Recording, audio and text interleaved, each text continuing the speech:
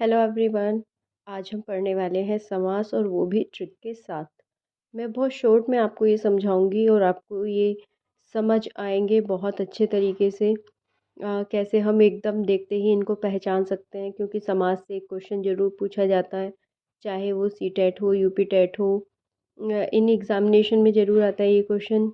बहुत ही शॉर्ट तरीके से मैं आपको ये बताने वाली हूँ कि क्या होता है समास और कैसे हम इसके क्वेश्चन के आंसर बड़े ही आराम से लगा सकते हैं। तो क्या होता है समास? समास होता है दो शब्दों का मेल। जब दो शब्दों को जोड़कर कुछ एक नया वर्ड बनाया जाए, ठीक है ना, तो उसे कहते हैं समास। कितने टाइप का होता है समास? होता है 6 तरीके का।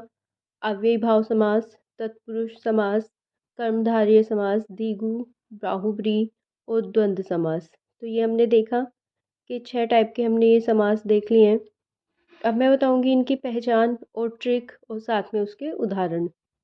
सबसे पहले आता है अव्ययी भाव समास। अव्ययी भाव समास की क्या पहचान है?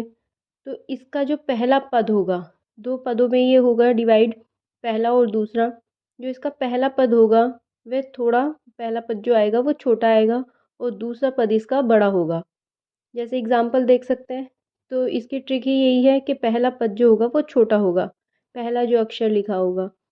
इसका उदाहरण है यथा संभव या आ जन्म। ठीक है ना, तो यथा संभव में संभव तो एक बड़ा वर्ड हो गया, और यथा जो इसमें आगे प्रयोग हुआ है वो इसका पहला पद हो गया और वो छोटा है। सेम वे में आजन्म, आजन्म में आ जो है वो पहला पद है और वो देखने में आपको छोटा नजर आ रहा है। ठीक है ना। फिर आता है सेकंड तत्पुरुष समास। तो इसकी क्या पहचान है? इसका दूसरा पद प्रधान होता है। ठीक है। दूसरा पद जो होगा इसमें मेन होगा, जिसकी वजह से आप इसको पहचान पाएंगे। इसमें ट्रिक क्या है इसकी? पहला पद जो होगा वो बड़ा होगा और दूसरा पद इसका छोटा होगा। सेम मतलब अपोजिट होगा बिल्कुल अव्यय भाव का। जैसे कि पॉकेट मार। ठीक है। जो मार इसमें यूज हुआ है ये शब्द, तो वो इसकी ट्रिक है कि ये छोटा हुआ। अब ये कितने टाइप का होता है? ये होता है कर्म तत्पुरुष समास, कर्ण तत्पुरुष समास, संप्रदान तत्पुरुष समास, अपादान तत्पुरुष समास, संबंध तत्पुरुष समास और अधिकरण तत्पुरुष समास। इनकी भी एक एक बार पहचान देख लेते हैं कि क्या होता है कर्म में। कर्म में क्या, जैसे हमने कारक पढ़ रखे हैं, जैसे कर्ता ने कर्म को कर्ण से, या ट्रिक आपने पहले भी याद कर रखी होगी। उसी वे में जो कर्म के लिए हम क्या यूज़ करते हैं? को। तो इसमें जब हम आंसर लिखते हैं, ट्रिक क्या है इसकी कि जब हम आंसर लिखेंगे तो उसमें से को हम हटा देंगे, बस वर्ड लिखना पड़ेगा। जैसे इसका एग्जाम्पल है यश प्राप्त। तो इसमें से इसे अगर पूरा ओपन करके लिखा जाएगा तो कैसे लिखेंगे? यश को प्राप्त, है ना। लेकिन यहाँ से हमें किसको हटाना है? हमें हटाना है यहाँ से को। जो वर्ड आए यहाँ पे को, उसे हम हटा देंगे, बाकी को हम लिख देंगे। सेम वे में कर्म, कर्ण आता है, कर्ण से हमें क्या हटाना है? से।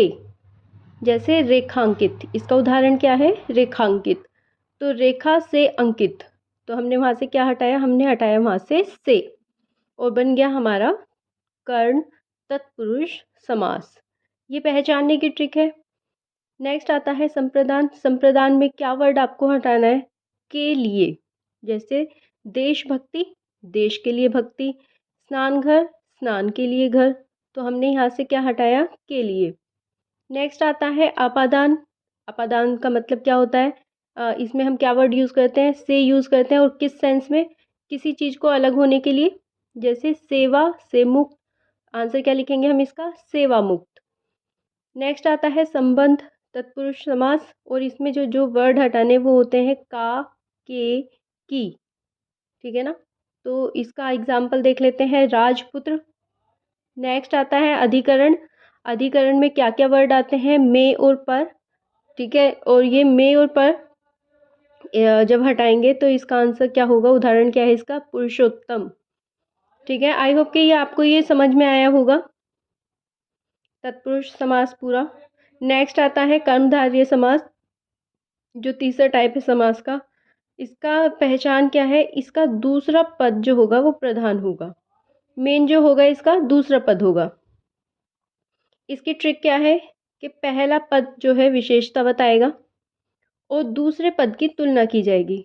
तो मेन जो इसकी ट्रिक ये है कि इसमें कंपैरिजन किया जाएगा।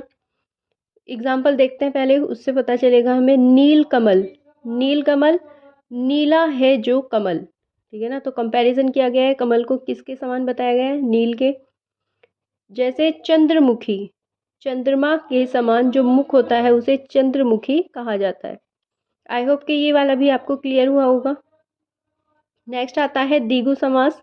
द्विगु तो सबसे सिंपल होता है क्योंकि इसमें हमें देखते ही पता चल जाता है, ये संख्या बताने वाला समास है, ठीक है ना। तो इसकी क्या ट्रिक है कि ये तो आपको नंबर अगर आते हैं, हिंदी में आप गिनती आती है तो उससे एकदम पता चल जाएगा। फॉर एग्जाम्पल इसका उदाहरण है त्रिलोक, त्रिलोक, सप्तऋषि, ठीक है ना। त्रि मीन्स 3 और सप्त मीन्स 7। नेक्स्ट आता है द्वंद्व समास। इसमें क्या होते हैं, दोनों पद प्रधान होते हैं और इसका ट्रिक क्या है कि इसके अगर हम इसको ओपन करके लिखेंगे तो बीच में आएगा और। फॉर एग्जाम्पल माता पिता, और अगर ओपन करेंगे तो लिखा जाएगा माता और पिता। नेक्स्ट है इसका एग्जाम्पल दिन रात, और ओपन करके लिखा जाएगा दिन और रात। एक और नेक्स्ट देखते हैं, लास्ट आता है हमारा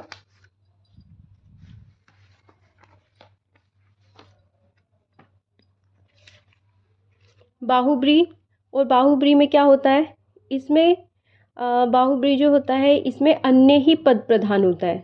ट्रिक क्या है इसकी, अगर हम 1+1 करेंगे तो 2 आना चाहिए, लेकिन क्या बताया कि इसका कोई अन्य पद प्रधान होता है तो उसे हम 3 मानेंगे। क्या मानेंगे कि जितना है उससे कहीं ज़्यादा हमें उसे सोचना है, ठीक है ना। तो इसकी पहचान यही है।